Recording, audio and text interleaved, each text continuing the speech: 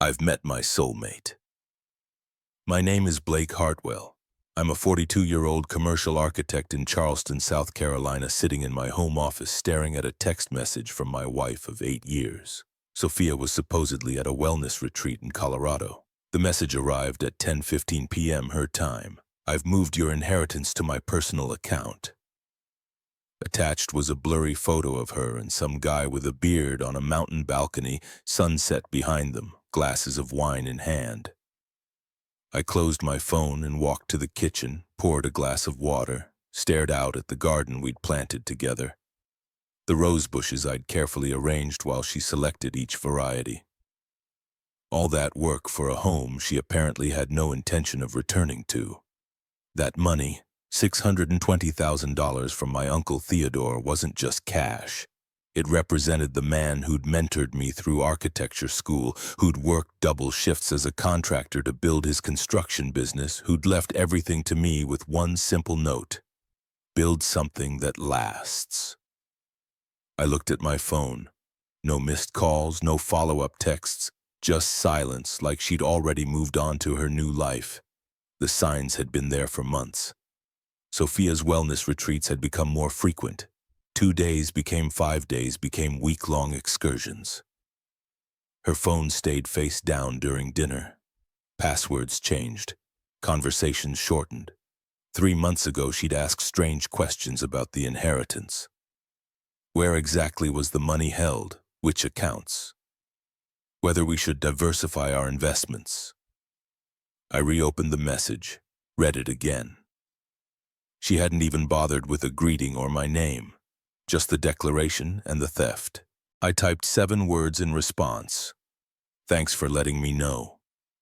Then I closed the phone, finished my water, and went to bed. Tomorrow would be interesting, but sitting alone in that king-sized bed, I realized something that should have bothered me but didn't. I slept better knowing she wasn't coming home. What Sophia didn't know was that I'd sensed something wrong months ago. The inheritance had never been where she thought it was, and her attempt to take it had just given me everything I needed. I met Sophia 10 years ago at a design conference in Atlanta. She was launching her wellness coaching business, looking for architects to design her first studio space. We married within 2 years, built a life in Charleston, bought the Colonial on King Street with the wraparound porch she'd always wanted. For 6 years, things worked. I designed, she built her brand of wellness retreats and life coaching. We traveled, hosted dinner parties, looked successful on paper and in person. Then my uncle Theodore got sick, cancer fast and merciless. I took partial leave to care for him in Asheville. Sophia visited once. Hospitals depress me, she explained. When Theodore died, he left everything to me. The money surprised me. Sophia seemed surprised too, suddenly interested in our financial planning in ways she'd never been. We should expand the retreat center, she suggested one night over dinner. I need to think about what Theodore would want, I said. That was the first crack, small but visible. Others followed. Sophia started traveling more for research and supplier meetings. Her calls became shorter, often with voices in the background that went quiet when I asked who she was with. Then came the password changes. Banking apps locked when they'd never been before. Conversations about finances that ended abruptly when I asked specific questions. 2 weeks before Sophia left for what would be her final retreat, my firm's financial advisor called. Someone's been trying to access information about your trust accounts, Gerald said, using your personal information but not passing the security protocols. Which accounts? I asked, though I already knew. The inheritance funds. They tried using the last 4 of your social but couldn't answer the security questions. That night, Sophia asked if we could simplify our accounts. It's silly to have so many separate logins and passwords, she said, not meeting my eyes. We should consolidate everything. You're probably right, I said. I'll talk to Gerald about it. The next day I drove to Asheville, met with Victoria Reyes, my uncle's attorney for 15 years and now mine, explained my concerns without emotion or accusation, just facts. Your uncle was wise to suggest the irrevocable trust structure, Victoria said after I finished. The money is protected regardless of what happens in your marriage. And if someone tried to move those funds without authorization? Victoria's expression hardened. That would be attempted financial fraud with clear legal consequences. I nodded. Let's document everything. And I want to set up monitoring that alerts us to any attempts to access, move, or change anything related to the trust. When I got home, Sophia had packed for her retreat. She kissed me briefly before leaving, already distant. I helped load her bags, watched her drive away, went back inside and opened my laptop. I didn't snoop through her emails or texts. I simply opened our shared cloud storage where we kept household documents. In a folder labeled Kitchen Renovation Idea, a project we'd discussed starting this year, I found what I was looking for. Documents she'd forgotten to delete. Screenshots of my accounts, copies of statements, notes about transfer protocols, a photo of a whiteboard with figures, my inheritance amount, minus 15%, with the note transfer fee explanation. She'd been planning this for months. By the time her text arrived 3 days later, I had already set everything in motion. After receiving Sophia's message, I waited exactly 24 hours before making my first move. No emotional response, no desperate calls or texts, just methodical steps. First, I contacted Gerald and Victoria, forwarding them Sophia's text with a simple note, documentation requested. Both confirmed receipt. Then I called Harrison Webb, a divorce attorney Victoria had recommended months earlier. His secretary scheduled a meeting for that afternoon. By noon, Sophia had texted, "Did you get my message?" I responded, "Yes." "That's all you have to say?" She wrote back minutes later. I didn't answer. Instead, I drove to Harrison's office downtown where Victoria joined us by video call. "The attempted transfer creates a paper trail," Harrison explained. "There are multiple elements that work in your favor. The funds were inherited, never commingled with marital assets, properly maintained in a trust structure, and she has now openly admitted to attempting unauthorized access." I signed the divorce paperwork before leaving his office. At 4:30 p.m., my phone rang, Sophia's name on the screen. "You're being childish," she said when I answered. "This doesn't have to be difficult." "I agree," I said. "Then let's be adults about this. The money is already moved. Fighting it will just drain more through legal fees." "Where are you staying?" I asked, changing the subject. She paused, thrown off balance. "What does that matter?" "Blake, focus. We need to discuss the financial arrangements. I'm having my lawyer draw up settlement papers." "Who's your lawyer?" I asked. "David Coleman. He's already reviewing everything." After we hung up, I called Harrison back and gave him David Coleman's information. At 6 p.m., Victoria called. "The trust company has recorded 4 separate attempts to initiate transfers from the trust accounts today, all properly documented and blocked. The monitoring system captured everything: IP addresses, login attempts, timestamps. The access location matches where the text originated from. Colorado, Aspen, not the retreat center she mentioned." Victoria paused. "There's more. The system flagged suspicious activity from last month. Someone exported account details and transfer protocols while logged in through your home network." Sophia thought she'd set the trap. She had no idea she'd walked right into one herself. If corporate power plays and mind games excite you, smash that subscribe button. What happens next will shock you. The next morning, David Coleman called. His tone was professionally cautious. "Mr. Hartwell, I'm representing your wife in your separation. She's indicated you're amenable to a straightforward settlement." "Is that what she said?" "She mentioned you understood the situation." "Which situation would that be, specifically?" "The division of assets, including recent inheritance funds." "Has she shown you documentation of these funds?" "She's provided statements," he said carefully. "Has she also mentioned the structure of the inheritance, the irrevocable trust established by my late uncle, the legal impossibility of what she's claiming to have done?" Silence.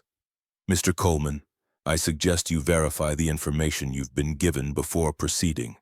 My attorney will send relevant documentation to your office today. After hanging up, I drove to Palmetto Bank, where Sophia and I had kept our personal accounts. The manager, Robert, pulled up our information. His expression shifted as he scrolled through the screens. There have been significant withdrawals over the past 4 months. He turned the monitor toward me. Regular transfers from our joint account to one I didn't recognize. Small at first, $3,000, $4,500, then escalating. The most recent $52,000 3 weeks ago. This receiving account is external, Mountain States Credit Union. The Mountain States account had been opened 9 months ago in Sophia's name only. The address listed was an apartment in Aspen, Colorado. Total withdrawals from our joint accounts, $195,000. She's been building a new life for a while, Harrison observed, while still having access to yours. We were reviewing the bank records when Harrison's assistant announced David Coleman was on the line. "I've received the trust documentation," Coleman said, his voice tight. "My client may have misrepresented certain aspects of the financial situation. My client has already filed for divorce citing financial misconduct," Harrison replied. After the call ended, Harrison looked at me. "He'll drop her as a client by end of day. No legitimate attorney wants to be associated with this." That evening, my doorbell rang. Inside was a letter from David Coleman formally withdrawing as Sophia's legal representation. Attached was a note from Harrison. "First domino." My phone lit up minutes later. Sophia calling. I let it go to voicemail. She called 4 more times before sending a text. "What the hell did you do?" I didn't respond. While eating dinner, I received an email from Victoria. The trust company had completed their investigation into the access attempts. They documented multiple unauthorized attempts over 4 months, all captured in detailed logs. The report was attached, along with confirmation they'd referred the matter to their legal department for potential criminal investigation. Just after 9 p.m., another text from Sophia. "We need to talk now." I replied, "Through your new attorney when you have one." "You've completely overreacted. I was angry when I sent that text. I didn't actually move anything." "That's not what the access logs show." "What access logs?" Instead of answering, I sent one question. "Who is he?" 20 minutes passed. Finally, "Connor, but he's not important." I didn't respond further.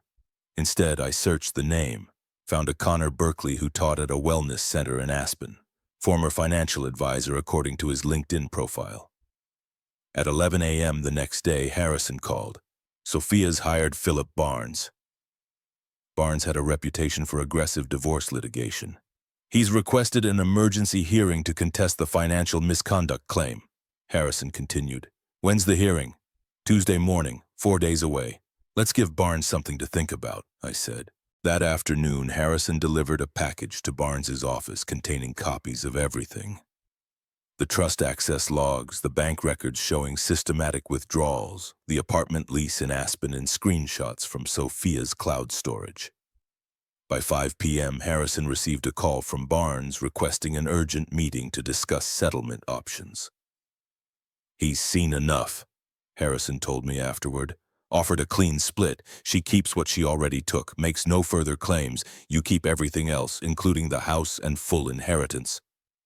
"Counter," I said. "She returns half of what she took from joint accounts and signs a non-disclosure agreement. I don't pursue the fraud angle. I don't want more. I want done."